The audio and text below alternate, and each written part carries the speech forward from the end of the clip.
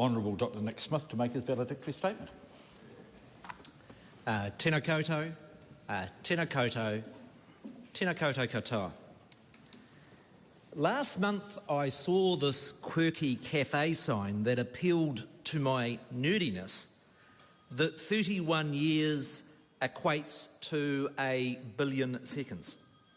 Bar a few thousand, it's been a blast and an enormous privilege to be part of governing this amazing little country we share. My time here has had many ups and downs, in fact as many as the southern mountains that I studied in my PhD thesis. I came to this Parliament 30 years ago with a passion for enterprise, for science and for nature. I wanted New Zealand to be prosperous, where hard work was valued and where every Kiwi has the opportunity to succeed.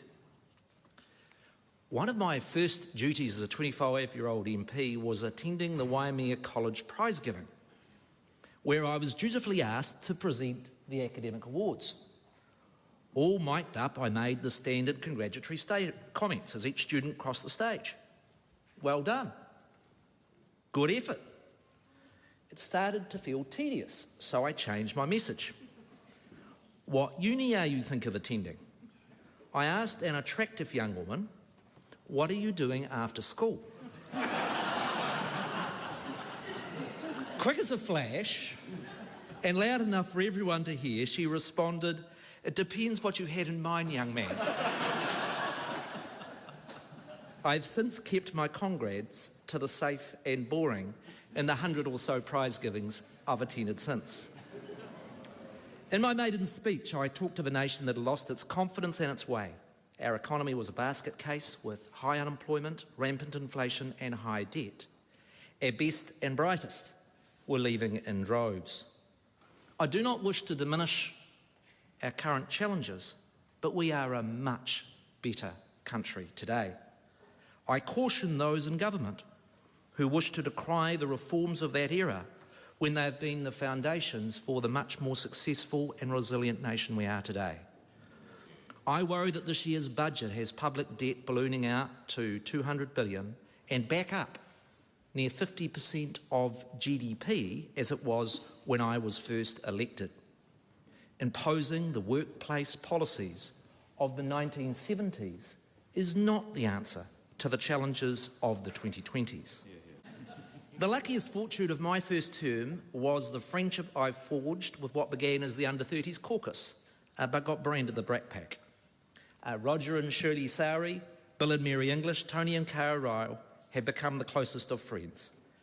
Many wrongly assume the strong friendships between the four of us meant that we agree.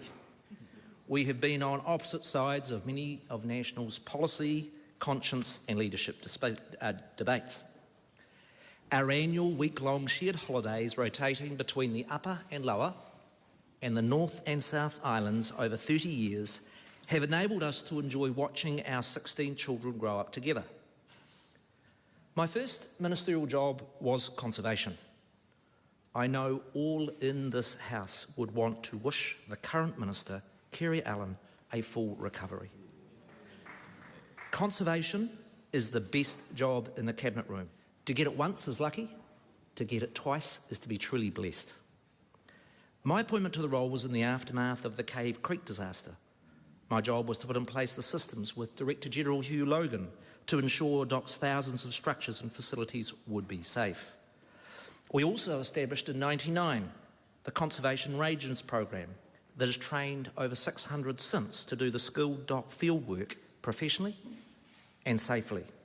During my second stint as Minister, we did the Great Walks Partnership with Air New Zealand, then led by Chris Luxon, that has helped enable Takahi to return to this park after an absence of over 100 years. Conserving a good chunk of our land mass for nature was the challenge of last century. The focus needs to shift seaward. He jokingly told me not to worry, as he now thought it was such a great idea that he would shoot anybody that would dare undo the reserve. My original government bill got through to second reading stage then post-election 2017, transferred to Minister Parker, but has since gone nowhere. I created a further members' bill for the sanctuary that I'll pass on to Scott Simpson. I urge progress on either or both bills. Prime Minister Jenny Shipley added corrections to my conservation portfolio in '98. I remember the opposition interjecting that my only qualification for the job was being descended from convict stock compulsory deported to Australia. Our ancestor, Jeremiah Smith, migrated to Australia in 1791 by choice. It was 7 years in Australia or hanging.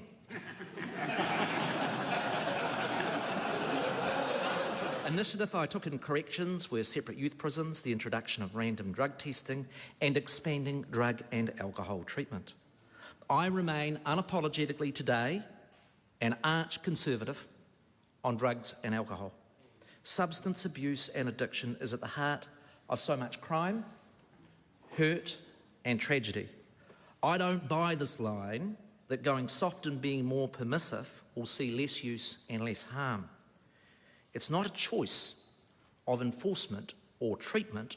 We need to do more of both. I've introduced 50 bills to this Parliament, and particularly proud of are the Royal Society of New Zealand Act and the Chartered Professional Engineers Act. Science and technology are key to improving productivity and our environment. I commend the government and the country in the way we have embraced the science associated with COVID. The most satisfying chapter of my career was being part of the key English government. We shared a vision of where we wanted to take New Zealand, and we had built a strong relationship and policies in opposition to work as a team.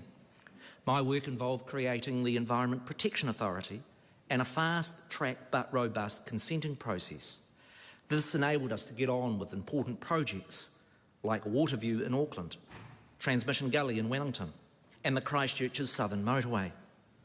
I disagree with the government's aversion to building roads on the basis of climate change.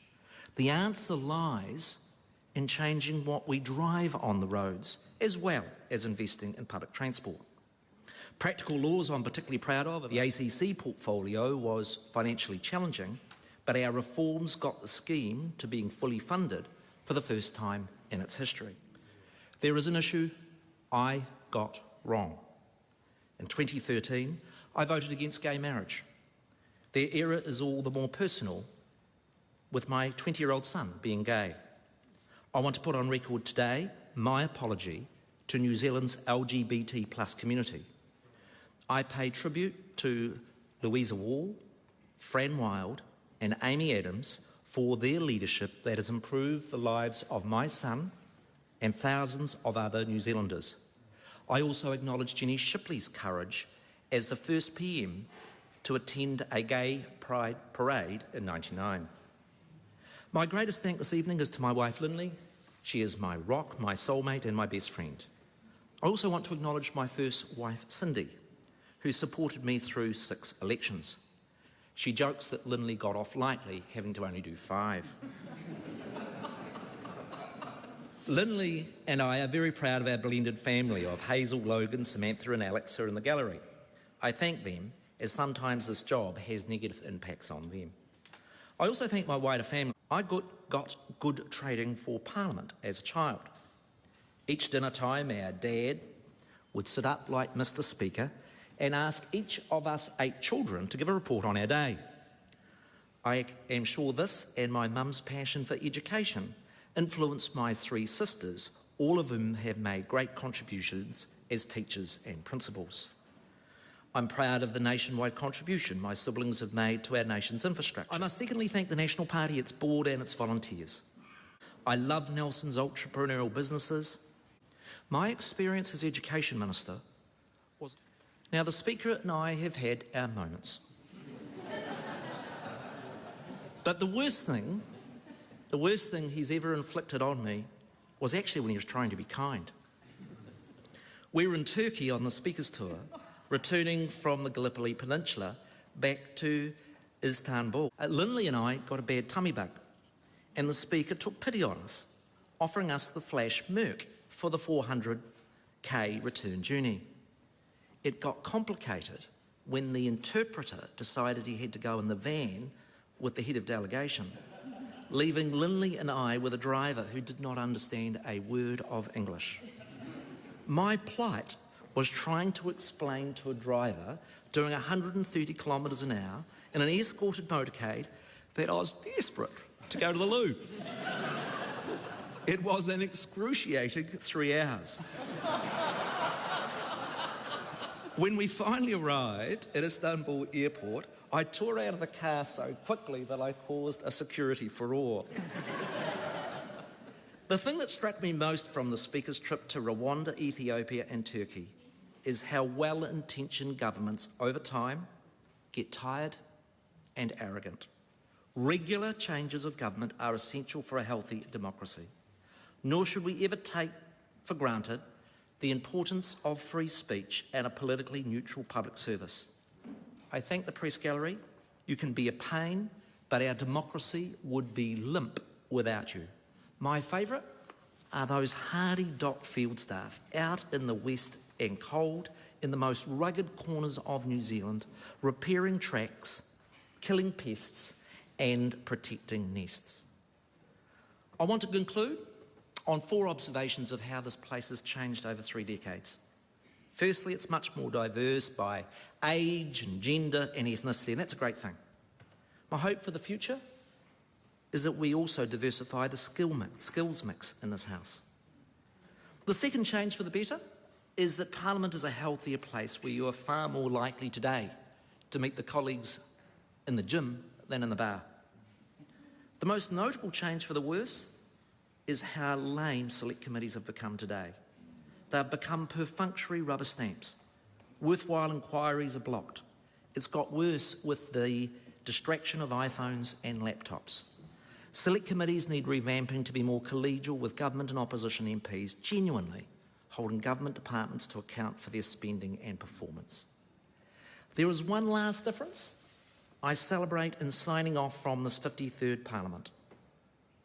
This morning, I woke to the birdsong of tui from my Hill Street flat, and on my walk here saw a beautiful kiruru in Parliament's trees, something you would have not have seen or heard 30 years ago. It's this stunning wildlife, whether you are Maori or European, Pacifica, Asian or whatever, that helps define who we are as New Zealanders. May the birdsong forever be heard here at Parliament and across our land to remind us how blessed we are to call these islands home.